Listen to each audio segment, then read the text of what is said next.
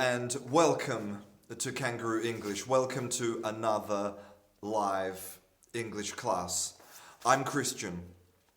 I apologize for the delay, but once again, I've had technical problems. Like yesterday, my telephone doesn't want to connect. Okay, so, hello. If you are not connected with me on social media, then you should come into the Facebook group. It's incredible, the Facebook group. Also, check out my Instagram. My Instagram is lit. It's out of control. And of course, this class is made possible by all of my incredible patrons on Patreon. So if you would like to sponsor free English education, then you can become a patron. I would appreciate it. Thank you very much. So hello to all of these incredible people in class. We have Leopoldo, Luza, Rupinda, Diago, Rami, Hai Duong Bui in Vietnam, Didier Simon, DJ Avel. Not quite as good as DJ Khaled, but DJ Avel's pretty good. Rodolfo Montagnini. Rodolfo will be in Australia in February. Cool. February is my birthday. My birthday's in February. But I will not be in Australia. I will be here in Spain for my birthday, I think. Hello, Sajiv. I'm great. Thank you very much. We have Gennaro Capocotta. Hello, Gennaro. Kian Mack, Junior Farias, Vincent Christopher Aragon, Gossia. I see Gossia's name every day because Gossia is always in the Facebook group chatting. And let me tell you something, guys. You can be a really good learner. Like, you can have great motivation and you can be organized and you can have good technical ability. But I've been teaching English to people for a long time, and the people that succeed in learning a language are people who are consistent. People who are doing every day. The students that come to class regularly always do better. Always. You know, a big part of being a good learner is just actually going to class, spending some time in English. There's no secrets, guys, honestly. It's the same. Okay, so some photographers have a saying in the world of photography. There's an expression which is this. And I don't know if any of you are interested in photography.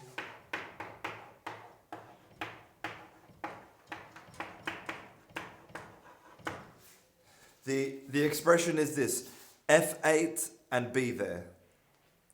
So what it means is you could have incredible artistic ability, you could have the best camera in the world, but it doesn't matter. You have to be there with F8. F8 is a setting on the camera to set the aperture. Okay, so, and this is it's part of the secret of learning, is to just do. No more talking, let's do. Okay, thanks, Sebastian. I'm glad you like my Instagram. Pedro, Anya. Okay, lots of amazing people. So thank you. So Anya from Russia wants to know, should she do her homework or should she be here in class? Well, between you and me, Anya, this is the place to be. Okay, this right here. This is everything in one class. This is English, philosophy, life lessons, everything. This is the place to be. Okay, so, hey Gerson. Yes, it's true. I haven't seen you here in a long time. Okay, let's not talk anymore. Let's just start. Okay, so um, now we're going to start with a little game called Celebrity Head. Celebrity Head.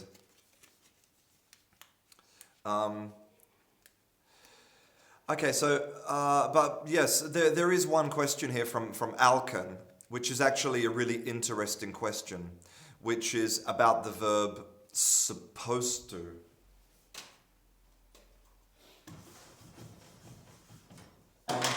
And I'm actually going to make a video about this topic. So this is a mini preview of my class, okay?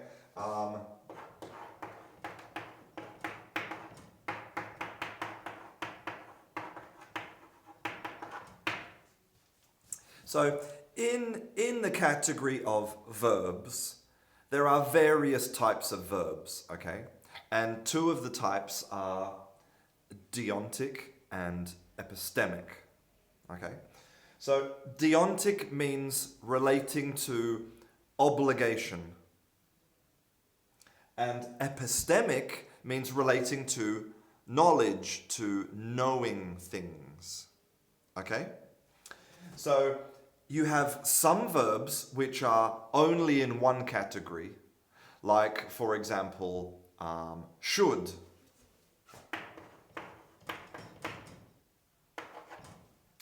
Should is a deontic verb.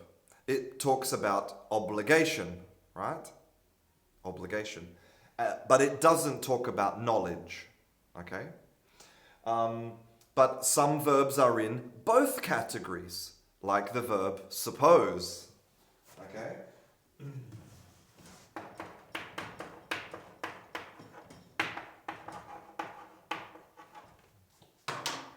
So, if you think about the verb suppose, it can mean that you are thinking about something that you know or you don't know. For example, I suppose that the sky is blue because of the atmosphere, for example. I'm thinking, it's about knowledge. But then the deontic version is you are supposed to do your work, okay? It's an order, it's an obligation. And you'll notice that the verb can change, the structure of the verb changes depending on the category.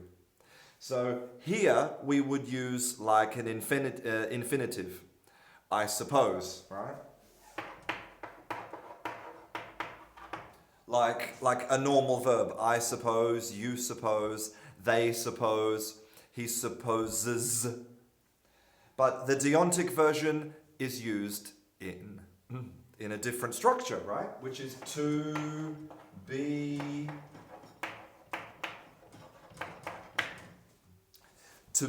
supposed to. Okay? To be supposed to. And so you can see it's different. And this also explains why the verb must is different in the past than in the present. For example, I must go to the cinema. Okay, it's my obligation. I must go to the cinema. But if I use must in the past, no, hang on, I put it in the wrong category.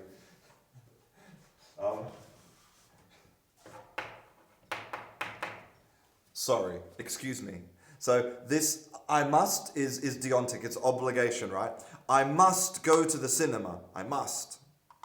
But the epistemic version only exists in the past. Only. Like, I must have eaten it. I must have eaten the pizza. This is not obligation in the past. This is you're thinking about something. So it's really strange. And the problem is that some verbs only exist in one or the other, or they exist in different categories depending on the conjugation of the verb, like to be, supposed to, and supposed, or must and must have. So it's a really interesting topic, and I will make a class about this soon, I think. So Loser says that American people use supposed to a lot. I don't know, I don't have any data about that, but maybe, if that's your experience, it's possible, yeah. And remember, be careful, it's to be supposed to. It's like the passive, it's a passive construction, okay? And related to this, what's the difference between must and have to? Which is another great question, right?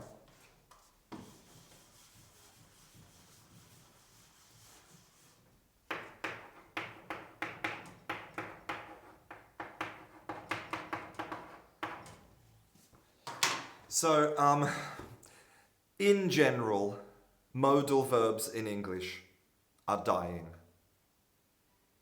Poor modal verbs. They are in decline. Every day we use less and less modal verbs.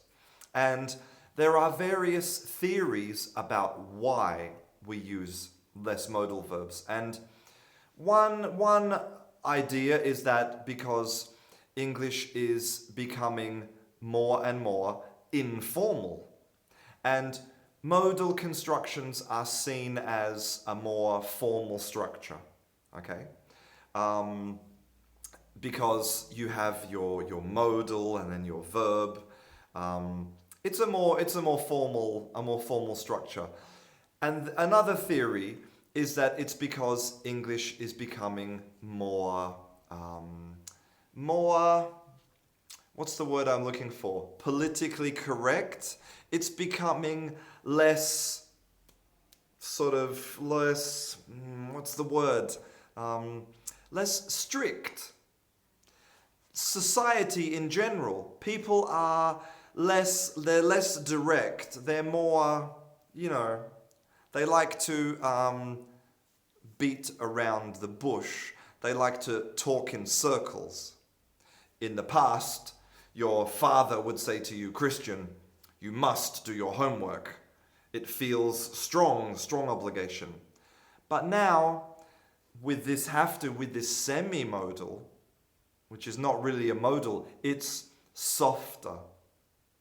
And in general, English is becoming softer, less sort of authoritarian. And so, to answer your question, must is a true modal verb, and so it is reducing in popularity. And have to is increasing in popularity, like this, okay? But the meaning is the same, okay? It means the same thing. It's an obligation. I hope that answers your question. Okay. Okay, so Gosia, one thing about your comment is, remember, you have to, if you're talking about obligation, you need to have to be and supposed to. So you cannot say, I suppose to do some coffee. You have to say, I am supposed to do some coffee. Okay? It's true, Anya. I don't remember if I ate the pizza. I'm not sure. Yeah, exactly. So talking about what we were talking about before, if you want to talk about obligation in the past, you cannot say I must have. You have to say I had to. Exactly. We have to change from must to have to, because otherwise it doesn't make sense. So Anya says that she wishes phrasal verbs were dying. I know that phrasal verbs can be very frustrating, but let me show you one way in which phrasal verbs are actually very beautiful. Just one quick example, okay?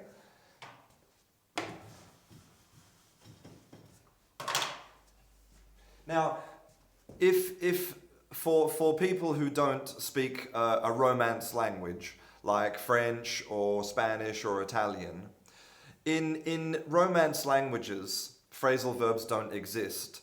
You have one verb for things that in English are phrasal verbs. For example,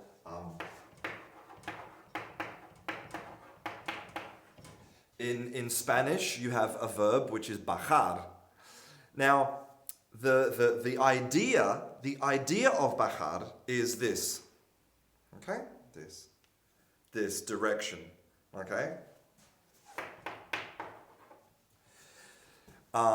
So it's about reducing something. Okay? So you can say bajar the temperature. You know, reduce the temperature. Bajar the music. The music is too loud. Bajar the music. Or if you're walking, you can bajar. You go down, right?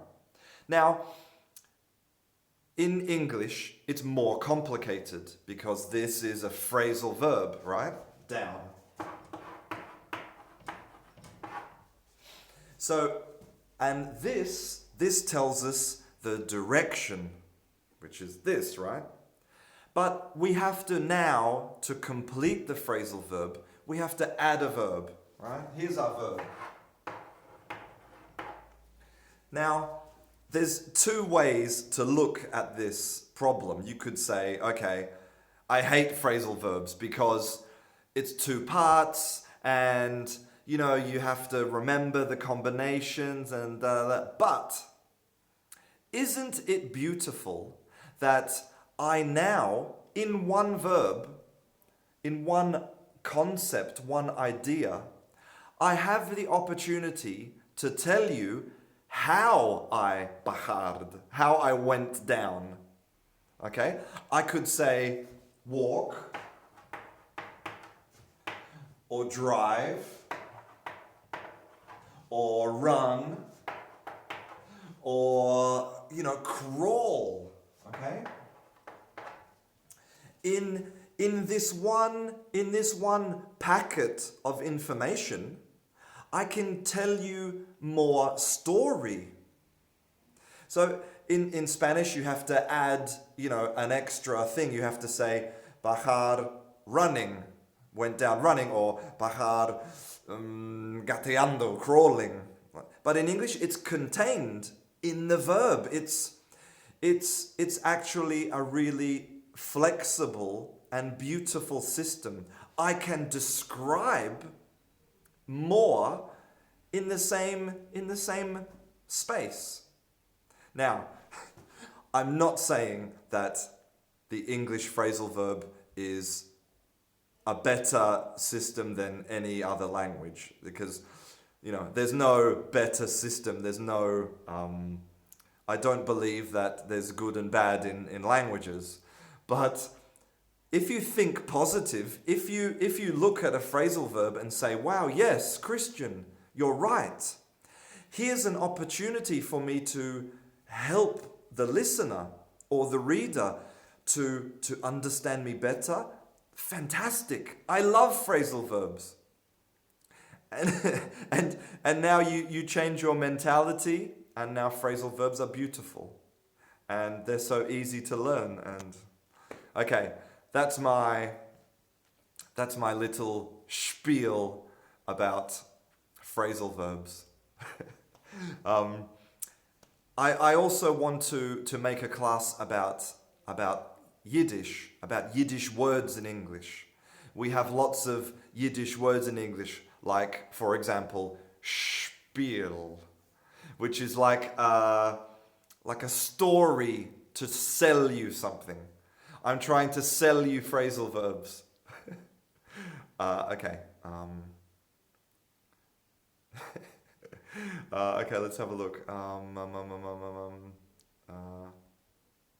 Yeah, so basically yesterday I planned to do a class and I couldn't. I had a problem and I need to fix my life basically.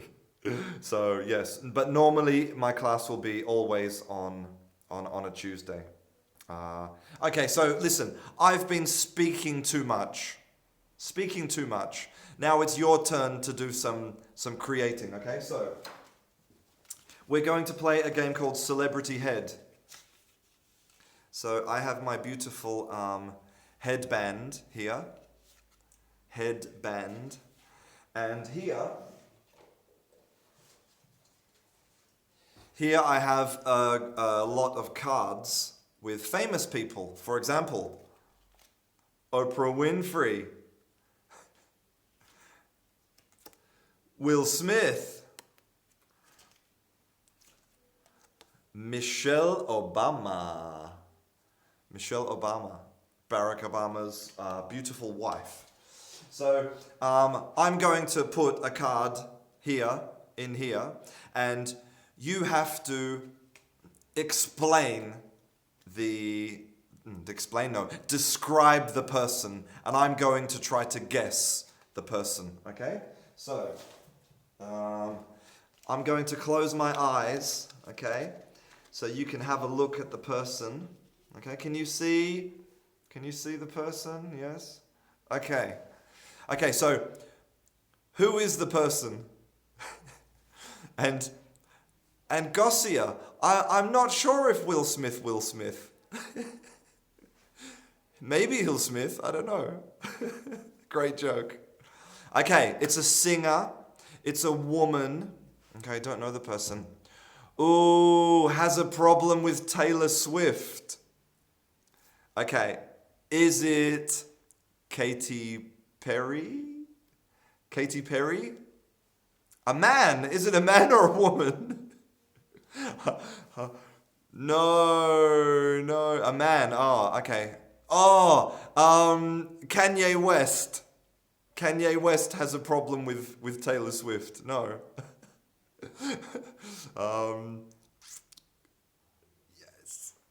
Yes.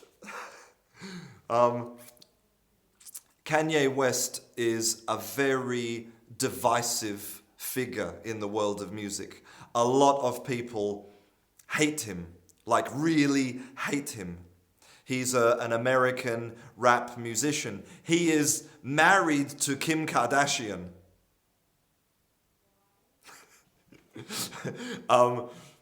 Yeah, and a lot of people hate him. Now, I think as a person, he doesn't seem very nice. But I think his music is very, very innovative. So, as a musician, okay, let's have a look at this one. Okay, so what about this person? Who is this? Oh my God, I'm having problems here. Okay, let's see.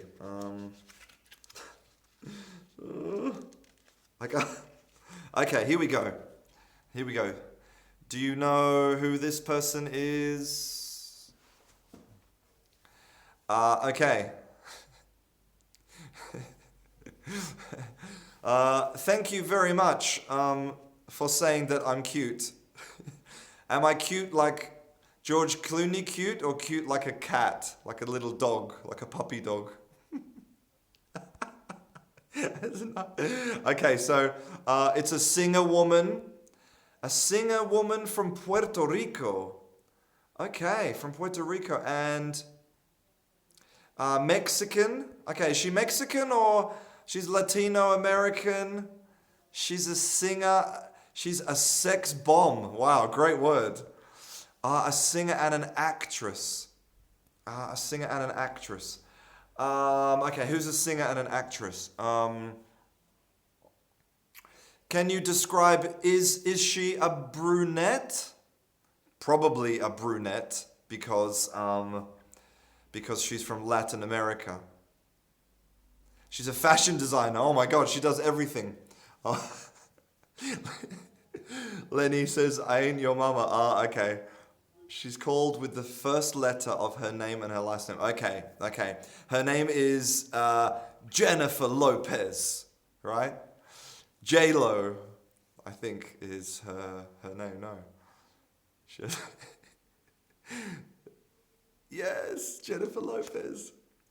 Yeah, I have to agree. Very attractive woman, and a very attractive woman. What more can I say? And yeah, it's true. She's an actress, a singer, a fashion designer. It's amazing. Some people are just talented at everything. Okay.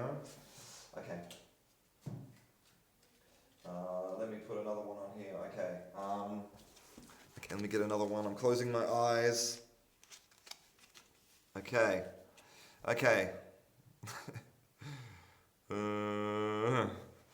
Okay, who is it? Who am I?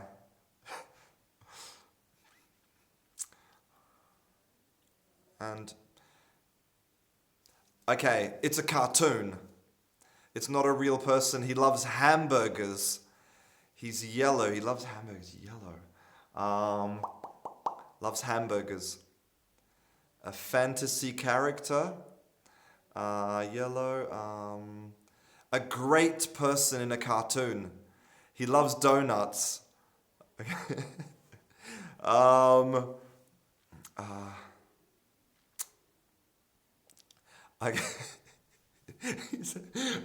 Raphael says he's a yellow man and he loves he loves beers and he lives in Springfield, and his wife has big hair and he is a couch potato. I love that. So I think it's Homer Simpson. No, Homer Simpson. Yes. Homer Simpson. I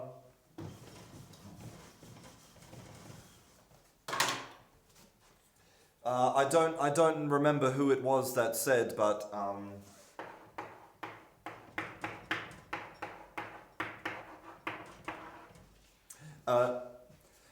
couch potato. A couch potato is a person who sits on the sofa. Okay, so couch is a synonym for sofa. Person who sits on the sofa, on the couch, like a potato. And they watch television, they drink beer, they eat donuts. This is a couch potato. And yes, Homer is a classic couch potato.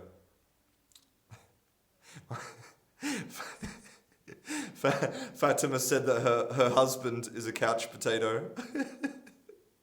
Well, could it be a verb? Could you say couch potatoing? I don't know. Nobody has ever used it as a verb apart from you. You are a true innovator in English language. So Alessandro said that he doesn't want to be a couch potato. Yeah. Hi, Adriana. We're playing a game of Celebrity Head. So that's why I'm wearing this. Let's continue. Okay.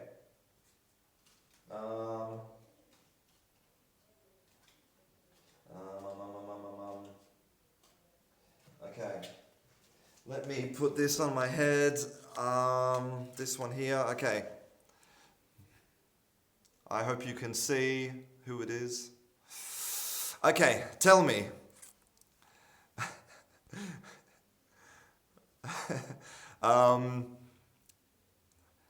I will try to come to Japan and see you.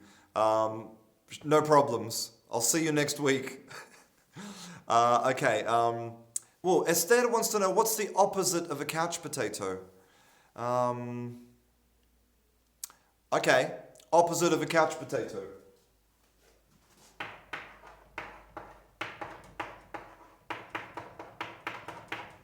Would be a busy bee. Because, bees are always working. Well, apart from the queen, but the worker bees are working. So, a busy bee. Are you a busy bee or a couch potato? Okay, so who is on my head? Let me show you again. This person. Okay, a character from a cartoon. Okay, character from a cartoon and Indian. Okay, Amanda says she's indigenous person from America. Native American. A Native American who falls in love with a white man. Okay, so not an Indian, Native American Indian. Okay. Then it would be Pocahontas. No, Pocahontas. Yeah. Pocahontas. This story, this classical story of Pocahontas, has been told and retold in so many different ways, and people say that the film Avatar, you know the film Avatar with the big blue people, they say that this is exactly the same as Pocahontas, and that James Cameron, the director of this film, he copied the story of Pocahontas, and it's probably true. Yeah, probably true. Okay, one more. Okay, let's see. Okay, here we go. Put this on my head. Ay. Okay, so.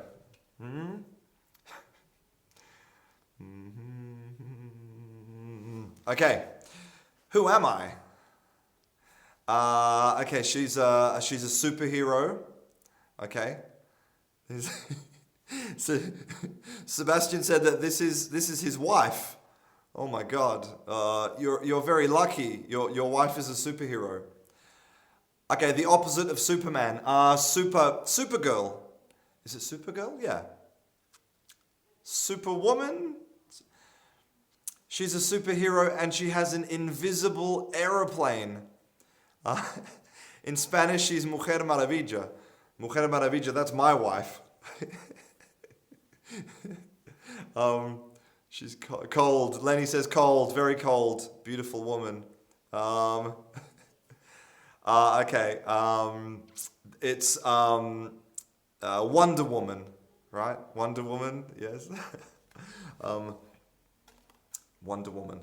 I watched this film recently, and it's very funny because the actress that plays Wonder Woman, she is Israeli, I think.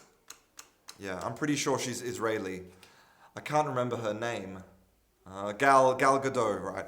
And in the film, she has sometimes a very strong sort of Yiddish Jewish accent. It's quite funny to hear Wonder Woman with the Jewish accent. But yeah, it's good. Yeah, in Portuguese she's the same, right? Mulher Maravilha. Oh, nice. Okay. So since we are talking about, idioms and vocabulary, I want to teach you some more vocabulary, okay? Some idioms in English. And your job is to guess the idiom from my beautiful artwork. So I'm going to draw some beautiful pictures and you have to tell me what is the idiom, okay? Right. So, the first one is very topical. It's related to the world today, okay? No. Okay. Wow.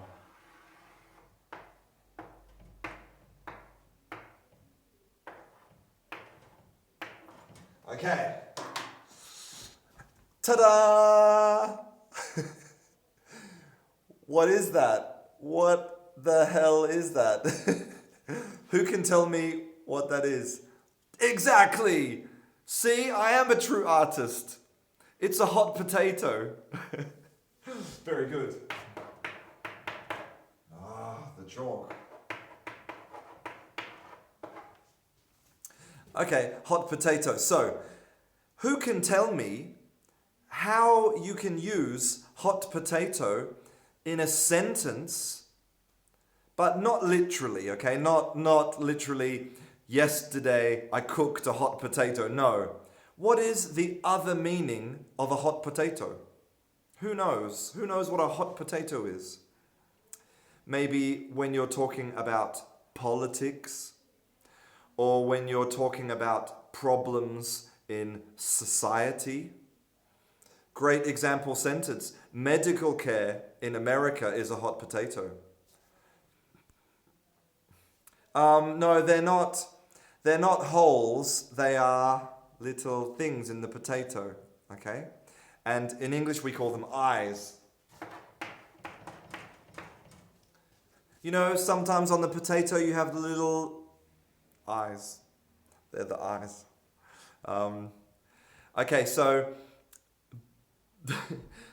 Okay, so John Cole says Tom is a hot potato man. He can't stop talking about Trump. No. Bob says you are as lazy as a hot potato. No. No. When you're in trouble, hot potato. No. It's the situation. It's the situation. So basically, if I do actually have a potato, but I'm not going to go and get it. Imagine that this is a hot potato, okay? If I give you the hot potato, you're like,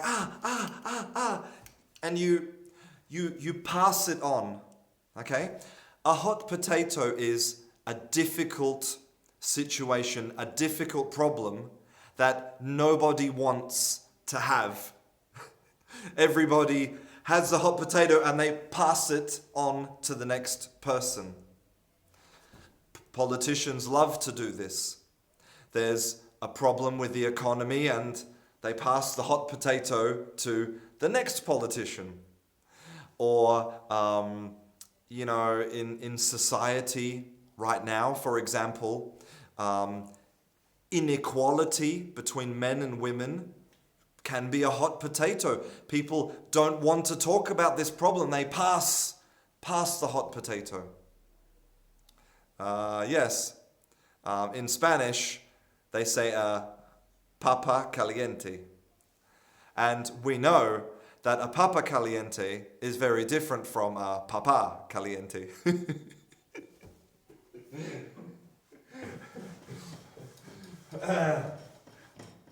My jokes just get better every day. Every day they're better. Every day. I wish that I could remember another funny joke to tell you, but okay. The next idiom is this one. This one.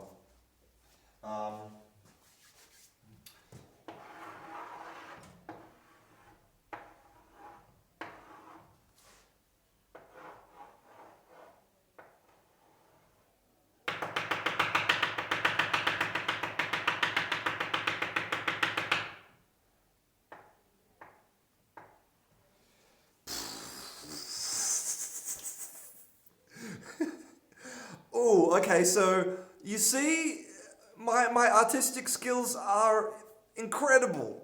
Incredible. Okay, so yes, this is Earth. This is Earth, and this is salt. No, it's not whatever, it's salt. So, okay, so, salt and... So, does anybody know this idiom? Salt and earth, something related. Very nice, Garcia. Very, very nice. It's...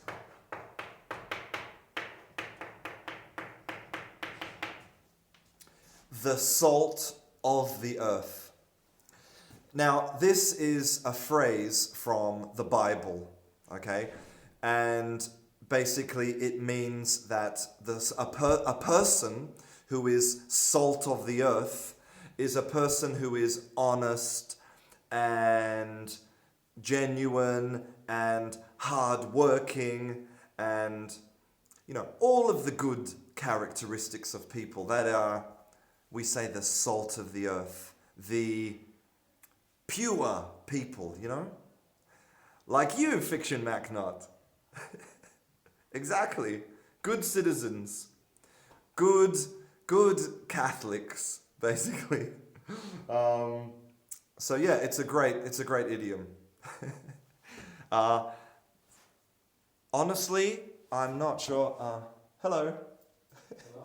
Hello. Georgina is. You can talk to Georgina. Yeah. Okay. I don't actually. I haven't read the Bible. I don't know exactly which part this is from. I don't know the characters. So yeah, but yeah. And so Leopoldo Senra just mentioned the name Sebastian Salgado. Great photographer, my favorite photographer. He is a legend. Now, so you can only use this for people, not for things. A person can be the salt of the earth, but not a thing. Ravel wants to know what course he's going to come in. Yeah, we'll sort it out. Yeah. Okay. Mire, no tengo un grupo para ti ahora, pero Okay, next one. Okay, now this is going to be a bit more abstract.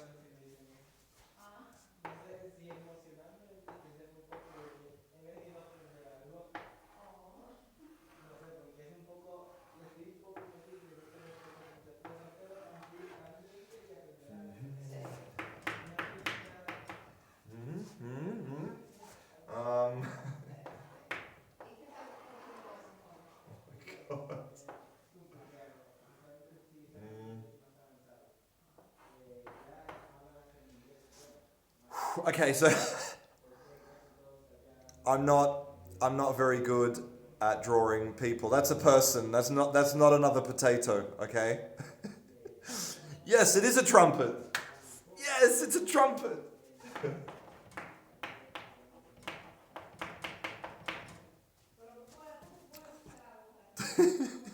It's not. No, it's called a trumpet. It's not a cornet. A cornet is an ice cream. Now, the important part of the idiom is this. What is the man doing? What is he? He's. But what's the verb? What's the verb to? Aha, very nice, Anya. Jessica. Amanda. Really good. Okay, so.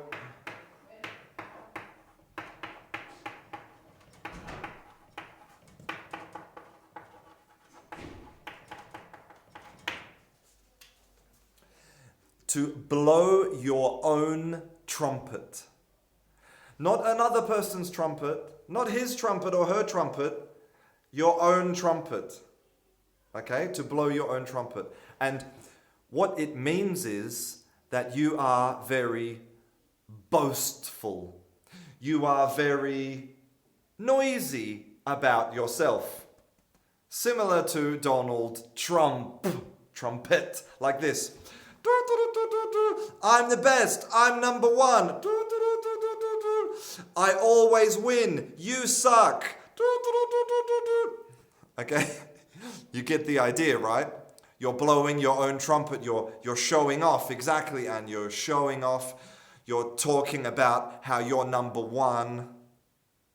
You're always blowing the trumpet, making noise about yourself. Self-centered. Yes, exactly. Self-centered. So don't blow your own trumpet. Another great word. This is my favorite word. Really good. Bragging.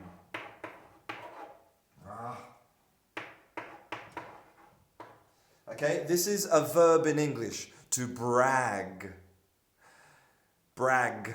When you have braggadocio, when you talk about yourself, how good you are, all of the things that you've done, all of the countries that you've visited, you're bragging or boasting. Very nice, very nice. Okay, another one, blow your own trumpet. Very good, very good. Okay.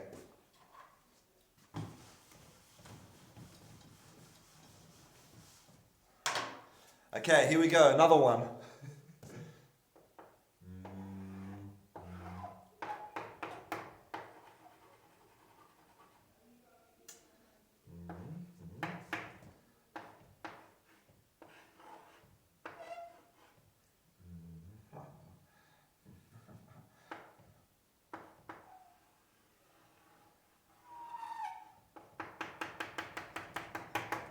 Okay, so it's this plus this. Wow, who was that? Amanda, amazing. Very good, guys, very good. Very good. It is exactly right. It's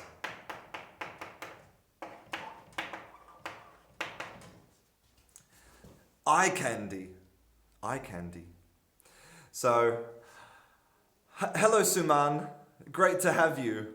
You're a little bit late, but no problems. No problems. No, not sweet eye. Eye candy. So, now listen. This is not anything. This is not related to Christmas. Okay. If you are talking about Christmas now in November, it's not right. Stop it. It's candy, okay? So normally candy is for your I know fiction, Mac, no, I'm joking. Normally candy is for your mouth, right? When you eat candy, you're like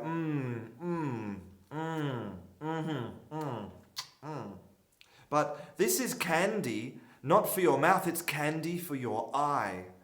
We use this to talk about things that are visually beautiful. When you look at it, you go, but not because of this, because you're...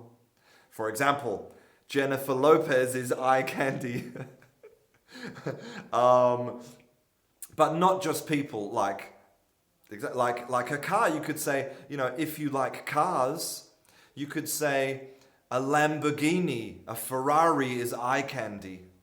Or, maybe if you like telephones, your beautiful new iPhone is eye candy. Okay? Okay? Okay, very good.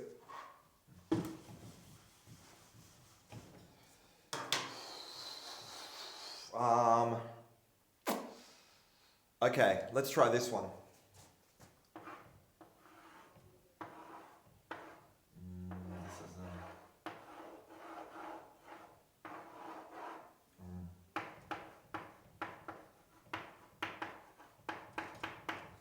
Okay, this is a synonym, pomade, okay?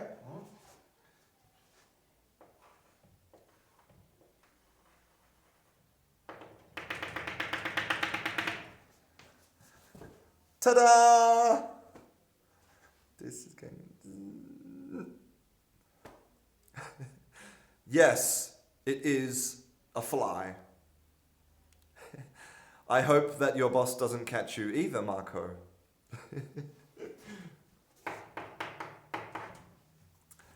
Okay, it's not honey. It's not honey because it's not a bee. It's a fly. Ooh. Okay, so Denise Dessart. The meaning is the same. She said a bug in the cream, which is very, very similar. A bug in the cream, but not cream. It's a fly in the... Yes, umut. Umut, the meaning is correct. This is something medical. It's a medical product. Okay?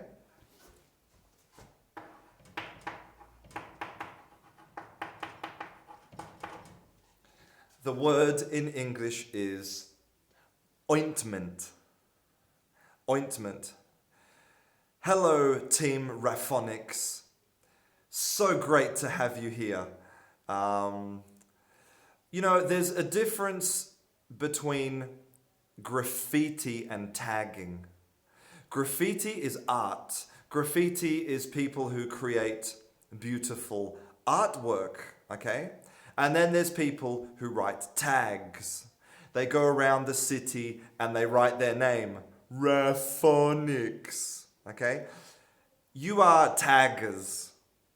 You are delinquents in society, and you will never create beautiful art. You failed at life, Team Raphonics. Okay, so yes, we say a fly in the ointment. So an ointment is a pomade, a medical product. Like maybe if you cut yourself, you put pomade, right? And so if you have a fly in the ointment, you cannot use the ointment. The ointment is polluted. It's contaminated. So if you say,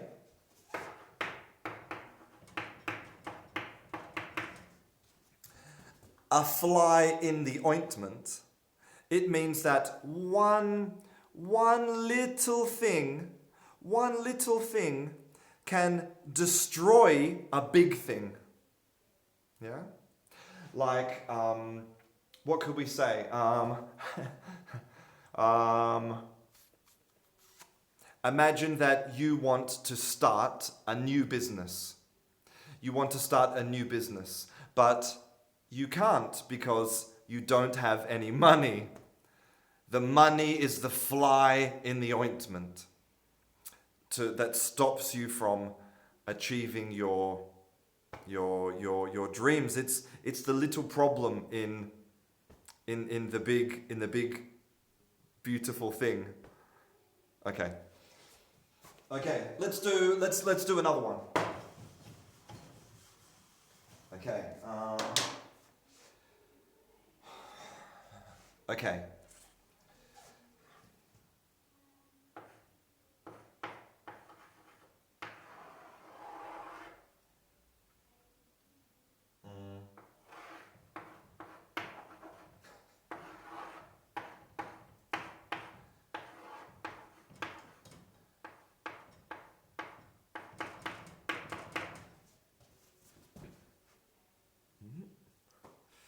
No, it's not a balloon.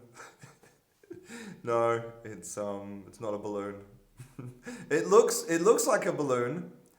Ooh, CYFF Cifrari. No, it's not. It's not a bomb either. Yes, Tem Kai Kwan. Tem Kai Kwan. Very nice. There's a cat and the bag. And the expression is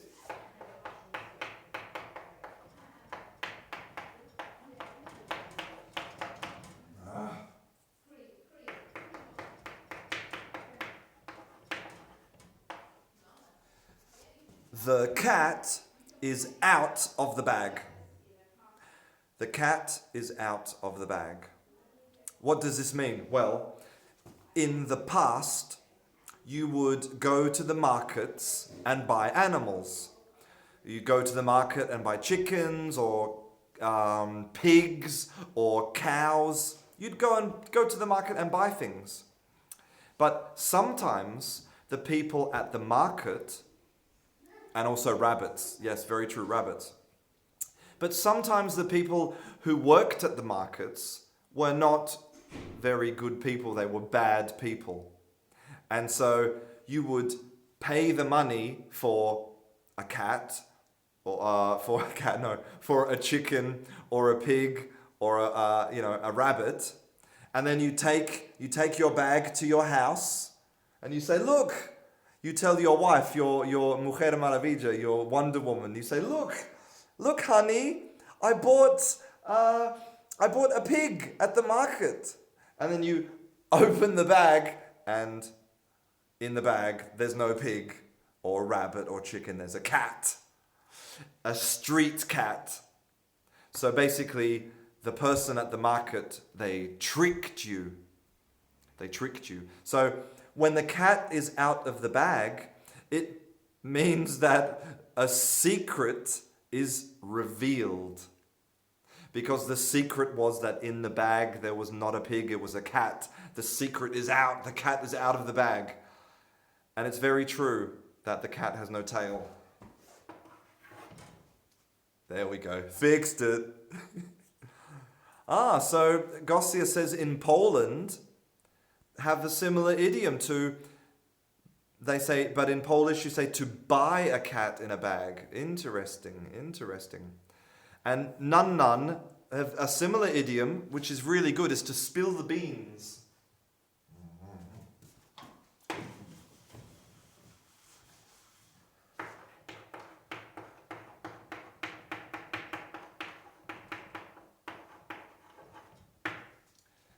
Spill the beans.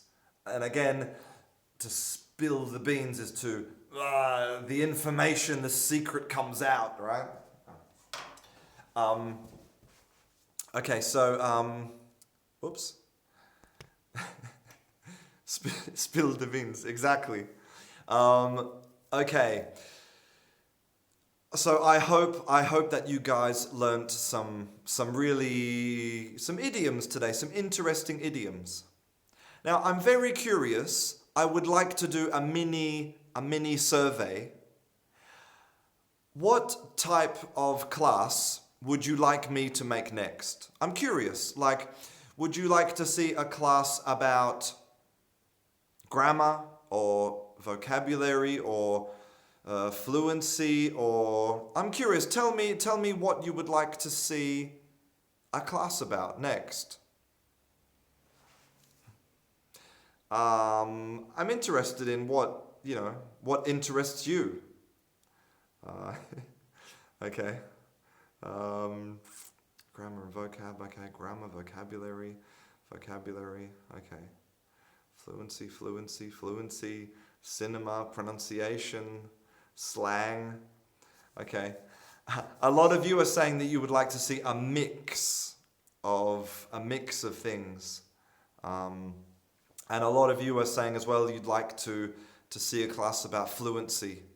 And I've said it before, and I'll continue to say it, that fluency is not something that people can teach you, okay?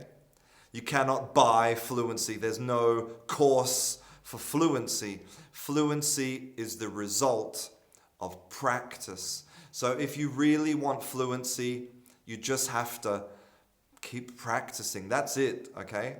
There's no secret here, honestly. I know because I try to make people fluent every single day, and I know exactly what it takes, and it's not secret formulas or anything. It's just hard work and patience and practice, okay? So, yeah, I'm taking your suggestions, and I have lots of ideas, and this week you will see another beautiful class from me. Anyway, I have to go, but if you're not in the Facebook group, come and join us, and you'll see the incredible things that people are doing. Check out my Instagram. My Instagram is lit. If you thought DJ Khaled's Instagram was great, check mine out. And also, this class is made possible by all of my patrons on Patreon. So if you want to sponsor free English education, then you can become a patron. And I'm sorry, Marco, that you got caught by your boss. I hope he doesn't fire you. Okay, lots of love to all of you. I'm lucky to have the best students in the world. So big love to you all, and I'll see you again soon. Bye. Bye, guys.